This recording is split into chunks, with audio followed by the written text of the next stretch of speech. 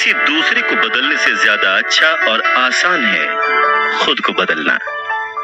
नमस्कार, मैं हूं अवधेश श्रीवास्तव और हम चर्चा कर रहे हैं रिच डैड पुअर डैड की, जिसे लिखा है रॉबर्ट टी कियोसाकी ने। तो उनके रिच डैड ने उन्हें 10 सेंट हर घंटे की जॉब पर रखा। 10 सेंट बहुत ही कम होते हैं। रॉबर्ट टी कियोसाकी ने वो जॉब छोड़ दी और अपने रिच डैड के पास गए और गुस्से में उनसे कहा कि मैं इतने कम पैसे पे काम नहीं कर सकता। ये बात सुनकर उनके रिच डैड ने कहा, मुझे खुशी है कि तुम 10 सेंट पर काम करने के लिए असंतुष्ट हो। अगर तुम गुस्सा होकर मेरे पास नहीं आते तो मैं कभी भी तुम्हें पैसा बनाने की कला नहीं सिखाता। इस बात से यह साबित होता है कि तुम पैसा कमाना सीखना चाहते हो। रॉबर्ट टी कियोसाकी अपने डैड की बात बहुत ध्यान से सुन रहे थे। उनके डैड ने कहना जारी रखा, तुम्हें पता है कि गरीबी पैसों की नहीं मन की होती है। इंसान पूरी जिंदगी डरते डरते सिर्फ पैसे के लिए ही काम करता रहता है। मैं कभी नहीं कहूंगा कि तुम पैसे के लिए काम करो। तुम्हें ऐसा काम करना चाहिए कि तुम्हारा पैसा तुम्हारे लिए काम करे।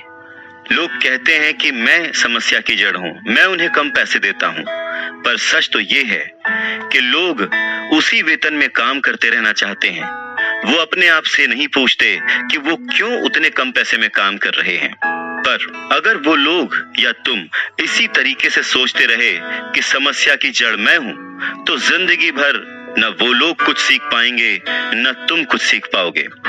आसान क्या है, मुझे बदलना या फिर खुद को बदलना और अपने आप को इस लायक बनाना कि आप उससे अच्छा काम सीख पाएं।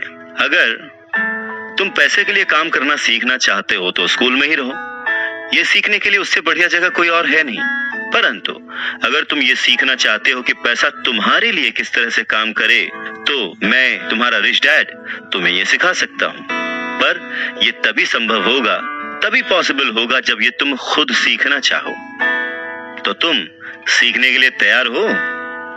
रॉबर्ट टी कियोसाकी ने हाँ में सर हिलाया और फिर रिच डैड ने कहना शुरू किया, देखो बच्चे, जैसे मैंने कहा, सीखने के लिए बहुत कुछ है। पैसे से अपने लिए काम कैसे करवाया जाए, ये जिंदगी भर चलने वाली पढ़ाई है। मैं पहले से ही जानता हूं कि मेरी धन संबंधी पढ़ाई जीवन भर चलेगी और इसकी वजह यह है कि मैं जितना ज्यादा जान लेता हूं, उससे भी ज्यादा जानने की मेरी इच्छा बढ़ती चली जाती है। बहुत ही कम लोगों को इस बात का एहसास होता है कि असली समस्या पैसे की नहीं है। असली समस्या, असली प्रॉब्लम नॉलेज की है, सोच की है। तो क्या तुम्हारे अंदर सीखने की उतनी ही इच्छा है जितना पहले थी? इस पर रॉबर्ट टी कियोसाकी ने कहा, हाँ बिल्कुल, मैं दूसरे लोगों की तरह थोड़े हूं, मैं सीखना चाहता हूं। तब रिच डैड ने कहना शुरू किया, ठीक है, तो कल से तुम फिर वापस काम पर जाओ, पर इस बार मैं तुम्हें कोई तनख्वाह नहीं दूंगा। तुम्हारी तनख्वाह बंद। तुम हर शनिवार 3 घंटे उसी तरह काम करोगे, लेकिन इस बार तुम्हें 10 सेंट प्रति घंटे के हिसाब से सैलरी नहीं मिलेगी। तुमने तो कहा है कि तुम पैसे के लिए काम करना नहीं सीखना चाहते, इसलिए मैं तुम्हें बदले में कुछ भी नहीं दूंगा। अपने रिच डैड की बात सुनकर रॉबर्ट टी कियोसाकी बहुत ही कंफ्यूज हो गए। उन्हें समझ ही नहीं आया कि वो आखिर क्या करें। और अगले 3 हफ्ते तक रॉबर्ट टी कियोसाकी अपने दोस्त माइक के साथ हर शनिवार को मुफ्त में काम करते रहे। काम बहुत परेशानी वाला नहीं था और समय गुजरने के साथ साथ ये आसान भी होता गया।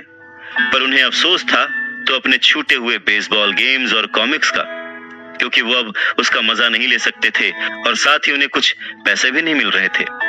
तीसरे हफ्ते दोपहर में रॉबर्ट टी कियोसाकी के रिच डैड उनकी शॉप पर आए जहां पर वो बच्चे काम करते थे और उन्हें कहा कि क्या तुम जिंदगी भर जो मेरे बाकी एम्प्लॉइज हैं उनकी तरह ही काम करना चाहते हो, डरते रहना चाहते हो?